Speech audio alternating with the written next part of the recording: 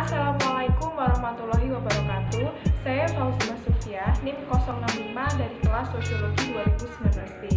Di sini saya akan menampilkan video aksi saya mengenai teori tindakan komunikatif Jürgen Habermas. Nah, video kali ini merupakan video wawancara kepada salah satu teman saya yang juga mengimplementasikan teori tindakan komunikatif. Yuk simak video berikut ini. Aku mau ngucapin terima kasih kepada Damba ya yang telah meluangkan waktunya menjadi informan saya untuk keperluan tugas mata kuliah teori kritis yang dimana pada wawancara kali ini tuh aku mau menanyakan ya kepada Damba mengenai implementasi tindakan komunikatif gitu.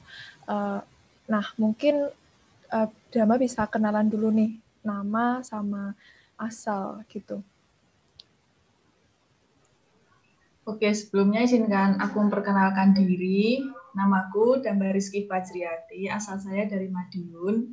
Sekarang saya berkuliah di Universitas Brawijaya, jurusan Ilmu Pemerintahan, Angkatan 2019.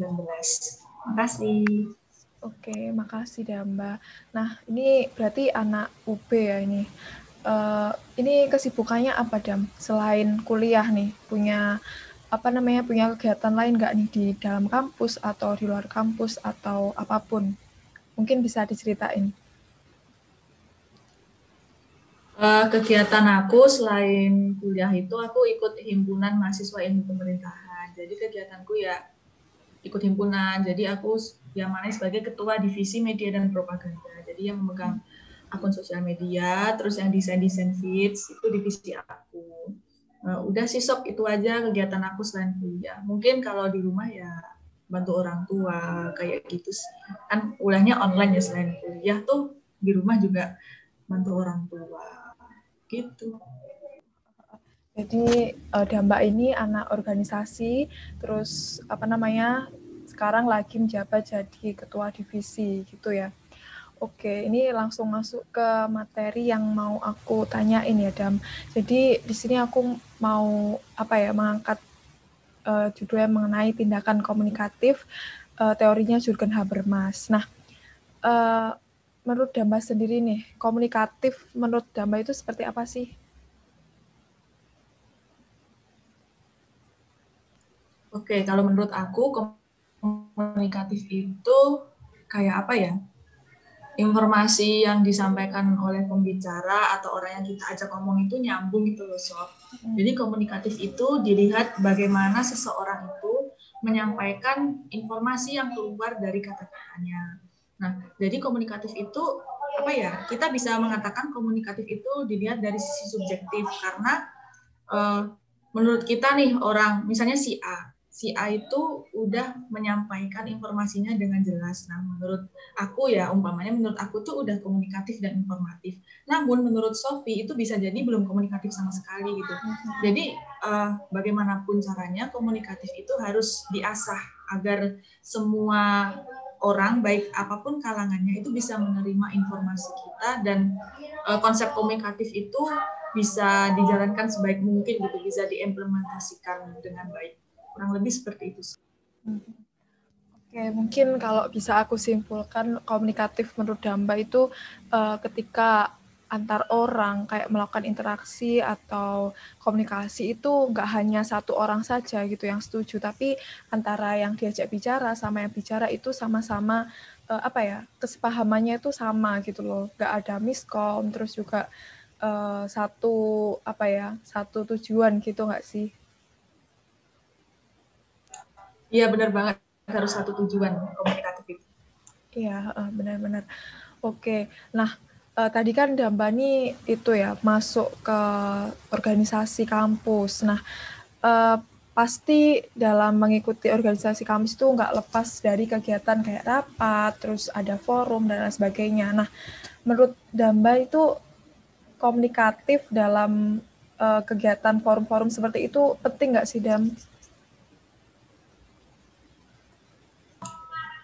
Oke, kalau komunikatif sih tetap penting ya, Sof, kalau buat berorganisasi. Karena kan organisasi itu kita lingkupnya itu ya walaupun aku di himpunan ya, kita tuh lingkupnya satu jurusan. Namun dalam suatu forum itu harus benar-benar ada yang namanya komunikatif, konsep komunikatif. Jadi jika ada rapat, jika ada memutuskan suatu kebijakan di organisasi, kita harus tahu nih bagaimana penyampaian ketua kita. Misalnya ketua himpunan menyampaikan suatu pengumuman yang terstruktur mungkin ya, itu bisa kita lihat komunikatif atau enggak. Mungkin kalau komunikatif kita bisa menerima dan satu tujuan itu bisa kita jalankan. Namun jika penyampaian ketua himpunan itu kurang komunikatif, mungkin kita bisa bisa kayak mohon maaf, ini kurang jelas, mohon bisa diulang lagi.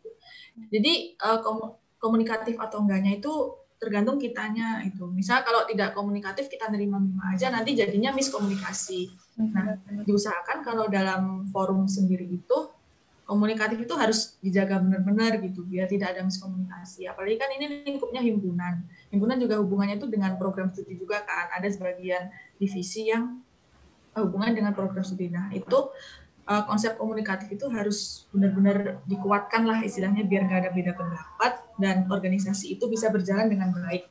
Begitu, Sof.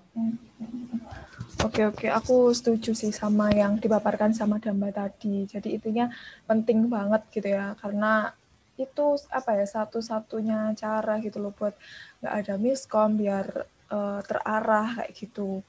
Terus ini nih, lalu dengan berbagai pentingnya tadi ya komunikatif dalam forum, menurut Damba gimana nih kayak jika ada kayak forum yang tidak menerapkan komunikatif atau tidak menerapkan kesepakatan bersama gitu loh. Jadi mungkin ada beberapa oknum yang mungkin hanya memperjuangkan ego sendiri kayak gitu. Jadi gimana nih kalau menurut Damba? Kalau menurut aku suatu organisasi itu pasti ya, walaupun kita mempunyai tujuan yang sama, pastinya ada beberapa anak yang kurang setuju dengan tujuan kita. Nah, tidak mencapai kesepakatan bersama lah istilahnya. Nah, untuk mencapai kesepakatan bersama atau konsensus itu kita harus ada pendekatan gitu loh, Sof. Jadi misal ada 3 anak nih, katakanlah 5 anak yang kurang setuju dengan tujuan organisasi kita. Nah, misal sebagai ketua himpunan, terutama yang perannya itu penting dalam menjalankan himpunan, harus melakukan adanya pendekatan personal gitu. Kita melakukan pendekatan personal dulu, ditanyain kenapa sih kamu nggak setuju dengan tujuan kita, alasannya apa. Jadi ditanyain aja secara rasional gitu. Kalau nggak melakukan pendekatan seperti itu, ya nanti walaupun kita berjalan dengan adanya konsensus itu, dan ada beberapa anak yang nggak setuju, ya sama aja gitu. Tujuannya itu kayak susah dicapai gitu. Jadi harus ada pendekatan secara personal dulu. Kalau misalnya pendekatan personal itu sudah berhasil dilakukan, bisa diterapkan bareng-bareng di suatu rapat. Ini loh anak ini mulanya nggak setuju sama tujuan kita, tapi setelah dilakukan pendekatan dan lain-lain, sekarang dia insya Allah udah setuju dan mau berkomitmen di organisasi kita dengan tujuan yang sudah ditentukan. Oke, sepakat juga sih aku. Terus ini bisa diceritain nggak, Dam, selama kamu berorganisasi kayak gitu, pernah nggak sih nemuin atau mungkin kamu sendiri atau teman kamu kayak gitu yang tadi kayak tidak menerapkan komunikatif tadi kayak gitu? Kalau sepengalaman aku ya, Sof, itu pasti ada yang kayak gitu. Tapi terutama di lingkup organisasi itu ada salah satu temanku itu yang dia tuh modelnya keras kepala gitu, memang agak susah. Tapi dia kalau diajak ngomong sih nyambung, enak. Cuman kalau pendapatnya itu nggak disetujuin, dia tuh tetap kekeh maksa. Nah, kalau kayak gitu ya kita harus melakukan pendekatan itu tadi loh, pendekatan personal. Kenapa sih kamu nggak ini tuh? Terus mungkin aku sendiri juga pernah sih awal-awal bahas ke depannya, informasi apa aja yang mungkin teman-teman di luar himpunan belum tahu, kita udah tahu duluan gitu. Terusnya itu di situ. Aku pernah sih ngerasain di fase kayak lebih. Oke. Ya mungkin itu sih yang pengen aku tanyain. Terus kalau bisa aku simpulin ya dari wawancara aku sama Damba tadi. Jadi yang namanya komunikatif itu sangat-sangat penting gitu ya. Apalagi kita sebagai makhluk yang selalu berinteraksi, selalu membutuhkan orang lain gitu. Kita harus yang namanya memperhatikan banget gitu loh. peran orang lain gitu. Jadi jangan hanya menonjolkan ego kita aja kayak gitu. Dan yang namanya sebuah forum, ketika kita punya tujuan untuk mencapai sebuah perubahan, itu harus dilandaskan pada rasional yang berujung pada konsensus bersama tadi gitu, atau kesepakatan bersama kayak gitu ya, Dem ya. Iya, benar sekali, Sob. Nah, kesimpulan dari video aksi sebelumnya adalah bahwa salah satu informan saya merupakan salah satu mahasiswa yang secara tidak langsung telah menerapkan atau mengimplementasikan teori tindakan komunikatif. Hal tersebut dikarenakan ketika ia bergabung di sebuah organisasi, maka tidak terlepas yang namanya kesepakatan bersama atau pencapaian konsensus seperti yang telah dijelaskan dalam teori tindakan komunikatif. Cukup sekian video dari saya, kurang lebihnya saya mohon maaf. Wassalamualaikum warahmatullahi wabarakatuh.